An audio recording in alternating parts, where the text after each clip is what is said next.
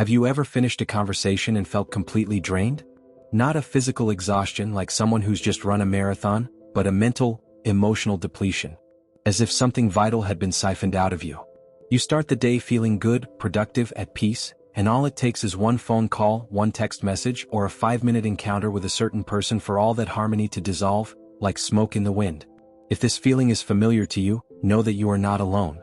This feeling is a warning sign, a subtle but powerful reminder that your energy is not an infinite resource. It is, in fact, your most precious asset.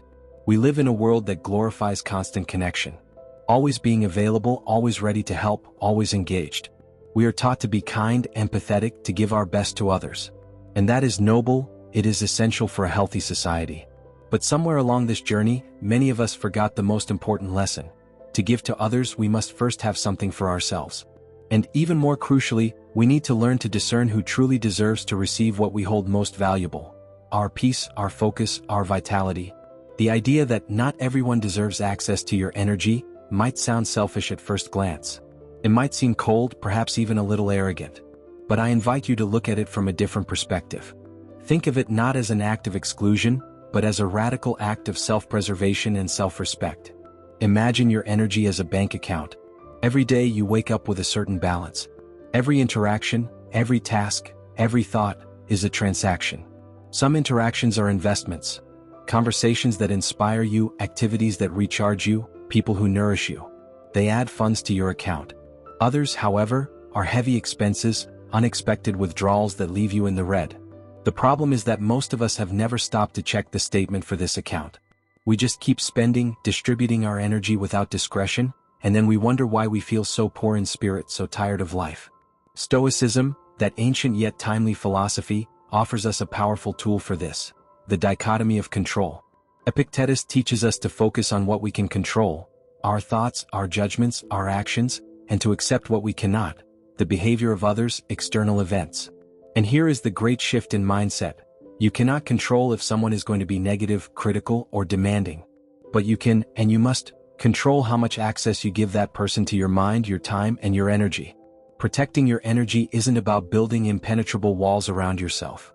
It's about installing gates with a very wise and discerning gatekeeper, you. In our time together today, we are going to dive deep into this concept. We will learn to identify the energy thieves in our lives, understand the invisible cost of not having boundaries, and most importantly, discover practical strategies to protect our inner sanctuary. This is not a journey to become an unfeeling person. On the contrary, it's about becoming so full and abundant in your own energy that when you do choose to share it, it will be a genuine and powerful gift, not a sacrifice that leaves you in pieces. Are you ready to become the guardian of your own peace? What exactly is your energy? Unpacking the concept. When we talk about energy in this context, we aren't limiting ourselves to the physical definition of calories or the capacity to perform work. We are talking about something much more comprehensive and, at the same time, much more personal. Your energy is the sum total of your life force. It is a complex and delicate combination of various factors that, together, determine the quality of your experience of life from moment to moment. Think about your mental energy. It's your ability to focus, to solve problems, to learn new things, to be creative. When your mental energy is high, you feel sharp, lucid, able to tackle intellectual challenges with confidence. Ideas flow. You can read a book and absorb its content, you can plan your day with clarity, you can find innovative solutions to complex issues. Now, think about how this energy is spent. A pointless argument, worrying excessively about someone's opinion, ruminating on a past mistake, consuming an endless stream of negative news. All of these are direct withdrawals from your mental energy account. A single toxic interaction can leave your mind so foggy and scattered that simple tasks become Herculean. Then we have emotional energy. This is perhaps the most volatile and the most vulnerable. It is your ability to feel joy, to love, to have compassion, to remain calm under pressure. It is your inner equilibrium. When your emotional energy is high, you feel resilient. You can face a disappointment without crumbling. You can offer a supportive shoulder to a friend without being sucked into their drama. You feel a general sense of well-being and optimism. And how do we spend it? By allowing someone else's bad mood to dictate our own, by getting involved in gossip, by absorbing the anxiety of a toxic work environment, or simply by being around people who constantly invalidate our feelings. I remember a phase in my life when I was around a person who was a black hole of negativity. I would arrive happy, and within minutes I would feel a weight, a sadness that wasn't mine. I was, without realizing it, allowing unrestricted access to my emotional reservoir, and it was being drained day after day. There is also your creative energy. Don't think this is just for artists or musicians. We all have creative energy.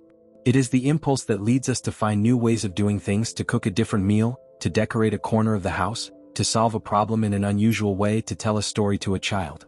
It is the energy of innovation, of expression, of building. This energy is extremely sensitive to its environment. It withers under the weight of judgment, constant criticism, and skepticism. If you share a new idea with someone and the response is always, "That won't work, it's too risky, someone already tried that and failed," your creative flame begins to flicker. Protecting this energy means creating safe spaces for experimentation, for mistakes, for the vulnerability of trying something new. Finally, there is spiritual energy. And here, I don't necessarily mean religion.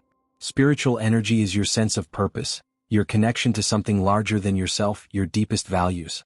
It's what gives you hope, what gets you out of bed in the morning with a feeling that your life has meaning. It is nourished by silence, by introspection, by nature, by acts of kindness, by being aligned with your principles. And it is drained by superficiality, by cynicism, by actions that go against what you believe, by the feeling of living a life that is not your own. When you spend your time with people who mock your dreams or who live in a way that directly conflicts with your core values, you are cutting off your own spiritual root.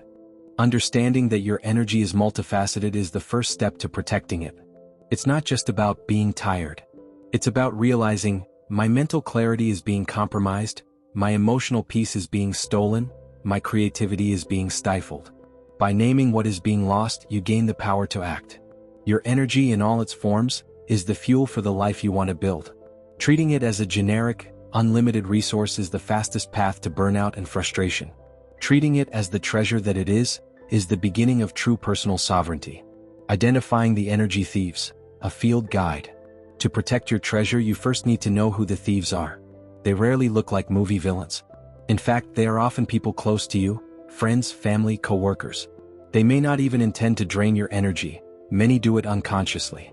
The key is not to label them maliciously, but to recognize the patterns of behavior and, more importantly, the effect these patterns have on you. Let's explore some of the most common archetypes. 1. The chronic complainer. This is perhaps the easiest to identify. For the chronic complainer, nothing is ever right. The weather, the government, the job, the traffic, the food. Everything is a reason for a complaint. A conversation with this person is a monologue of negativity. They are not looking for solutions. They are looking for an emotional dumping ground. And if you're not careful, that dumping ground will be you. I had an acquaintance who was a master at this. I remember meeting him for coffee. I was excited to catch up, but for 30 minutes, all I heard was a litany of how his boss was unfair, his neighbors were noisy, and the world was doomed. I left that coffee shop feeling a weight on my shoulders, a fog of pessimism that followed me for the rest of the day. The energy I had for my own projects had been consumed to absorb his negativity. The trap here is our desire to help. We want to offer advice, to show the bright side. But for the chronic complainer, every solution you offer is met with a new problem. The only way to win this game is not to play. 2. The eternal victim. This archetype is a bit more subtle and therefore more dangerous. The eternal victim believes the entire world is conspiring against them. Life is a series of injustices, and they are always on the receiving end. They are masters at evoking pity and guilt. An interaction with the victim leaves you feeling responsible for their happiness, which is an impossible trap. They tell their tales of woe in such detail that you feel compelled to save them. The problem is they don't want to be saved. Their identity is tied to the victim role. If you save them from one problem, they will quickly find another, because it is in that state that they know how to operate and get attention. The energy they drain is your caring energy, your empathy. They turn it into a constant supply, leaving you exhausted and feeling ineffective because, in the end, nothing you do ever seems to be enough. 3. The controlling narcissist. This is one of the most damaging. The narcissist sees people around them not as human beings, but as extensions of themselves or tools to achieve their goals. The conversation is always about them, their achievements, their problems, their opinions. They have little to no genuine empathy. If you share an accomplishment, they will quickly pivot to a bigger accomplishment of theirs. If you share a problem, they will minimize it or explain how their problem is much worse. They drain your energy by demanding constant admiration and attention. Even worse, they often use manipulation, criticism, and gaslighting, making you doubt your own perception and sanity to maintain control. A relationship with a narcissist is not an exchange, it's a one-way street where your energy constantly flows to feed their insatiable ego, leaving you feeling small, confused, and worthless. 4. The drama magnet. For this person, life is an endless soap opera. If there is no drama, they create it or find it. They thrive on chaos, conflict, and gossip. A conversation with the drama magnet is like being caught in a hurricane. They pull you into their battles, ask you to take sides, share secrets you didn't want to know, and entangle you in a web of intrigue. The energy they consume is your peace. They steal your tranquility and replace it with anxiety and agitation. They feed on your reaction, your concern, your engagement in their chaos. After they leave, you are left with the emotional aftermath to clean up, while they are already on their way to creating the next storm. 5. The perpetual critic. Nothing you do is ever good enough for the critic. They disguise themselves as just being honest or just trying to help, but their primary goal is to point out flaws. They criticize your clothes, your career choice, your partner, the way you raise your children. They are driven by a deep-seated insecurity, and the only way they can feel superior is by diminishing others. The energy they directly attack is your self-confidence and your sense of worth. Over time, constant exposure to a critic can make you doubt yourself, second-guess your decisions, and become afraid to try new things for fear of the inevitable judgment that will follow. Recognizing these patterns isn't about judging but about protecting. The Stoic Marcus Aurelius wrote in his Meditations to begin the day by preparing to meet meddling, ungrateful, and arrogant people. He didn't do this to become cynical, but so he wouldn't be caught by surprise.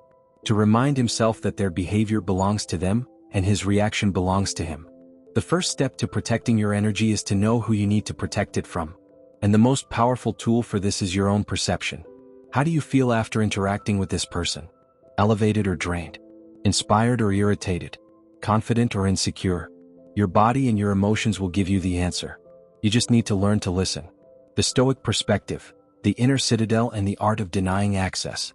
Faced with this landscape of potential energy drains, we could feel powerless, victims of circumstances and the people around us. It is here that the wisdom of Stoicism becomes not just a philosophical comfort, but a practical and liberating instruction manual.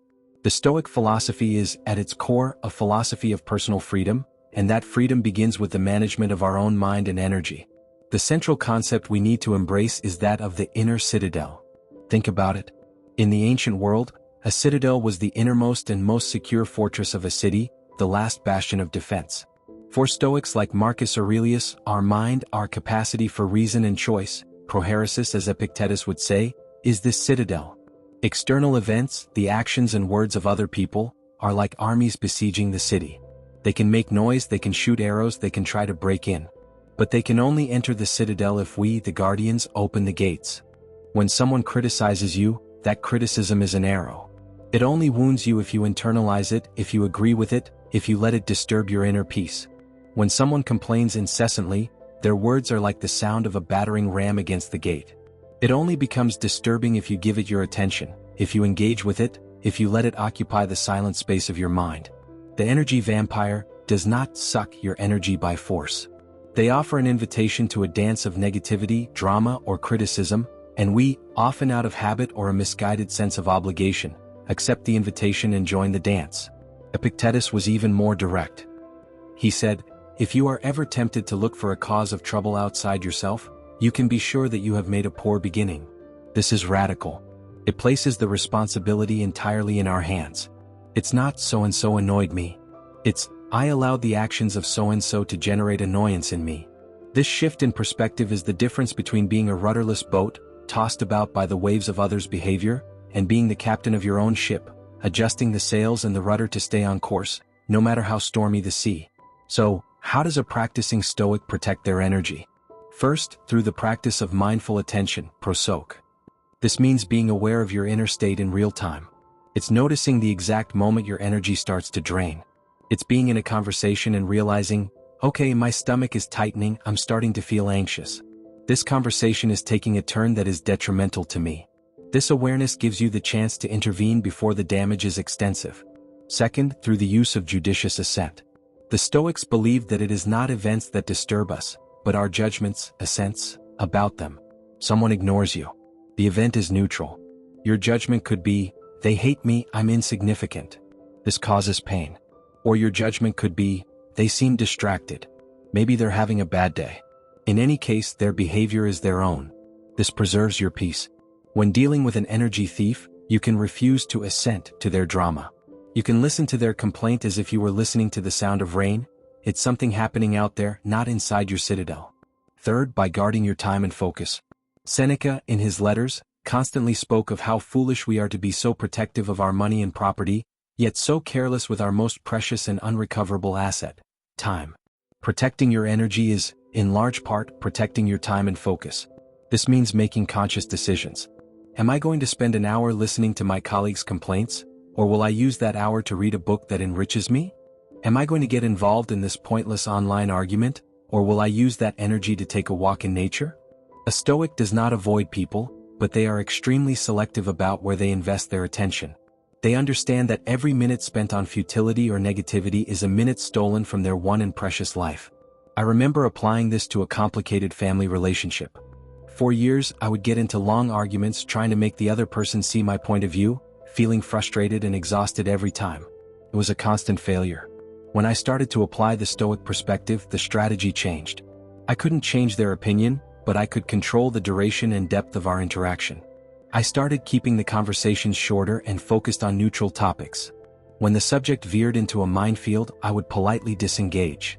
I have to go now, I have an appointment, or, I understand your point of view, but I'd rather not discuss this right now.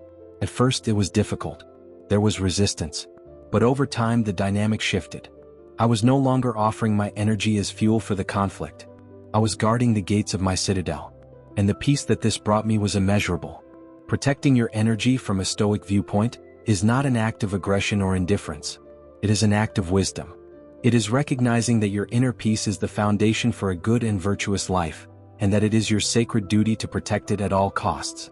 Practical strategies for building your energetic fortress. Understanding the theory is fundamental, but the real transformation happens in practice. Protecting your energy requires a set of skills and habits that you can cultivate daily. It's not about one single massive change, but about small, consistent actions that, added together, create an impenetrable fortress around your peace. Let's explore some of the most effective strategies. 1. The art of saying no with grace and firmness. For many of us, especially those raised to be people pleasers, the word no feels like a curse word. We feel guilty, afraid of offending, afraid of losing the other person's affection. But you must reframe the no. Every no you say to something that drains your energy is a resounding yes to something that nourishes it. A yes to your mental health, to your projects, to your rest. How to do it? First, be brief. You don't owe a long explanation. Thank you for thinking of me, but I won't be able to make it, is a complete sentence. Second, be honest but not overly detailed. I'd love to, but I'm in need of some time to recharge this week, is more effective and respectful than making up an excuse. Third, practice. Start with small things. Say no to a telemarketer. Say no to a second piece of cake. Strengthen that muscle. I remember when I started practicing. A friend invited me to an event that I knew would be loud and crowded, the exact opposite of what I needed. My automatic response would have been, yes, of course. But I took a deep breath and said, I really appreciate the invite, but I'm going to opt for a quiet night at home tonight. I hope you have a great time. He replied, okay, no worries. Catch you next time. The world didn't end. The friendship didn't end. And I gained an invaluable evening of peace. 2. Create an energy budget. Just as you budget your money, budget your energy. Wake up in the morning and acknowledge that you have a finite amount of mental and emotional energy for the day. Ask yourself, what are the 3 most important things that need my best energy today? It might be a work project, an important conversation with your partner, or quality time with your children. These are your investment priorities. Everything else should be evaluated against this. If an interaction or task is not aligned with your priorities and has a high energy cost, it should be questioned, delegated, postponed, or eliminated. This forces you to be intentional. Instead of passively reacting to the day's demands, you proactively allocate your energy where it truly matters. 3. The information and social interaction diet. We are being bombarded with information and requests for interaction 24/7, mostly through our phones. This is a massive and constant energy drain. You need to actively curate what you consume. This might mean muting notifications. You do not need to know instantly when someone likes your photo or comments on a post, or unfollowing accounts that make you feel bad. If an influencer's account leaves you feeling envious or inadequate, the unfollow button is your friend. It is an act of mental hygiene. Limiting news consumption. Being informed is one thing. Drowning in a sea of negative news that you cannot control is another. Set specific times to catch up, for example, 15 minutes in the morning and 15 at night. Curating your social circle. This extends to the real world. Observe who you spend your free time with. Are they people who leave you energized and inspired, or depleted and cynical? You don't have to drastically cut ties, but you can start dedicating more time to those who nourish you and less to those who drain you. 4. Develop recharging and cleansing rituals. You can't just play defense. You have to actively refuel your reservoirs. Find what works for you. For some, it's silence. 15 minutes of meditation in the morning can create a protective shield for the rest of the day. For others, it's nature. A walk in the park at lunchtime can clear the mind of the cobwebs of office stress. It could be a hobby, painting, playing an instrument, gardening. Could be physical exercise, which transmutes stress into strength. Furthermore, create cleansing rituals at the end of the day.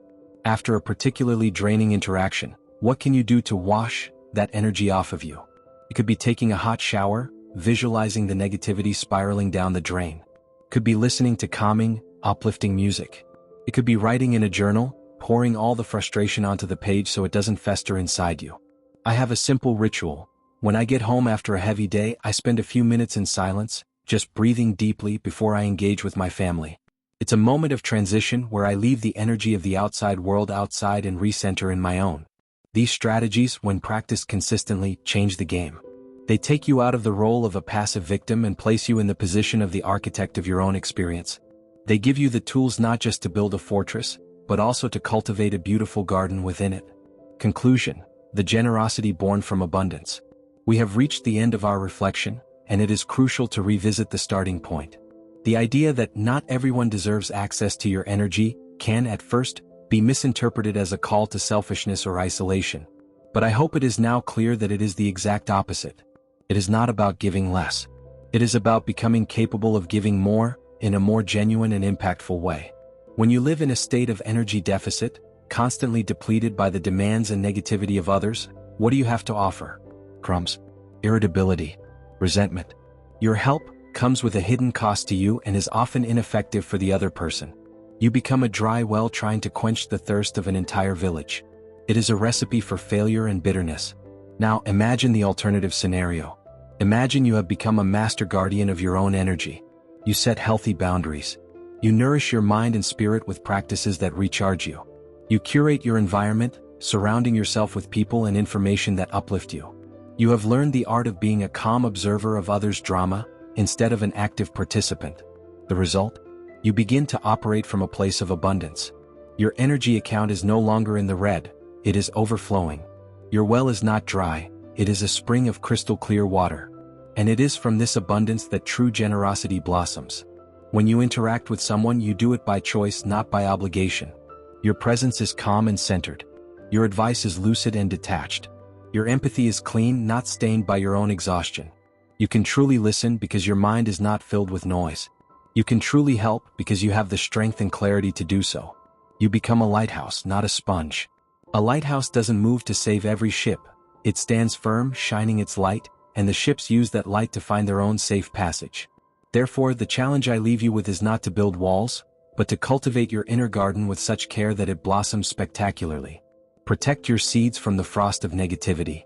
Pull out the weeds of doubt and resentment. Water yourself with self-compassion and nourish yourself with wisdom. Start today. Take a small inventory. Who or what has been draining your energy this week? And what is the first small step you will take to protect that space? Maybe it's muting a WhatsApp group. Maybe it's saying a gentle no. Maybe it's setting aside 10 minutes just for you in silence. Every act of self-preservation is a declaration that you value yourself. And when you value yourself, you teach the world how to treat you. Your energy is your signature on the world. It is the essence of what you create, what you contribute, the love you share.